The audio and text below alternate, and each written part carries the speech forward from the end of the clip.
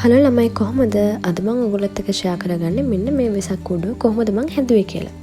ඉතින් අපිට ඒකට ඕන වුණා තෙල් කොළ, ඔයිල් පේපර්ස්.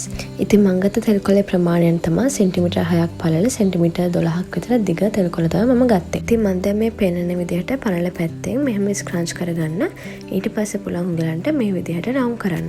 ආයෙත් ගම් ගන්න ඕනේ නැහැ. මේ විදිහට හොඳට හිටිනවා තෙල් කොළේ නම්. මම සව් කොළේ ගැන නම් දන්නේ නැහැ. මම සව් කොළෙන් එහෙම හැදුවේ නැහැ. ඉතින් මම හැදුවේ නෙළුම් මලක් හින්දා මම ගත්තේ රෝස පාටයි කොළ පාටයි. ඉතින් මේකට ගැලපෙනවා කියලා හිතන පාටවල ඔයගලන්ට එකතු කරගන්න පුළුවන්. මෙහෙම හොඳට රවුම් කරන් පස්සේ ආයෙත් මෙතනින් ගැලවෙන්නේ නැහැ. ඒකින්ද කිසිම බය වෙන දෙයක් නැහැ. ඊට පස්සේ ඔයගොල්ලෝ මෙහෙම කර්ව් කරගන්න. මොකද මලේ පෙත්ත මෙහෙම කර්ව් වුණාන් පස්සේ තමයි අපිට මලේ හැඩය ලස්සනට ගන්න පුළුවන් වෙන්නේ.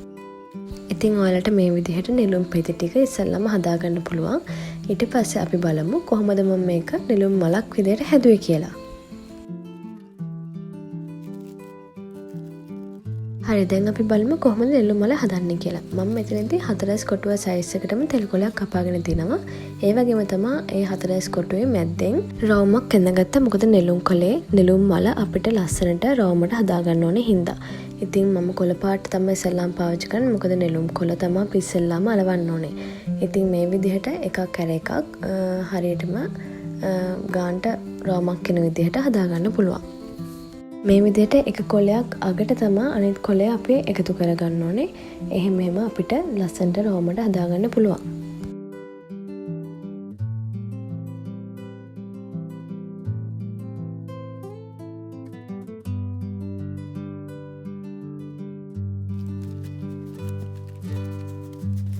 හරි දැන් අපි නෙළුම් කොළ ටික හදාගෙන ඉවරයි. දැන් අපි පෙති තමයි හදාගන්න යන්නේ.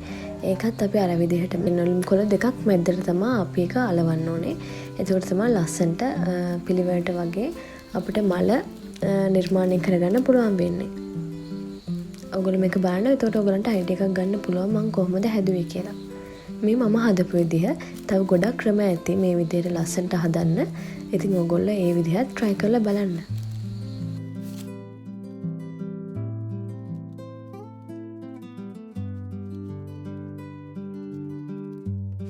හරි අපි දැන් නෙළුම් මල සම්පූර්ණයෙන්ම හදාගෙන ඉවරයි.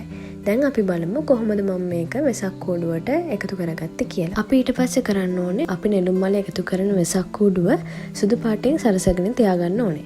ඊට පස්සේ තමයි මම අර ඉස්සලා කිව්වා වගේ නෙළුම් මල එකතු කරගන්න පුළුවන් වෙන්නේ. මම නෙළුම් මල හදාද්දි කිව්වා මතකයිද?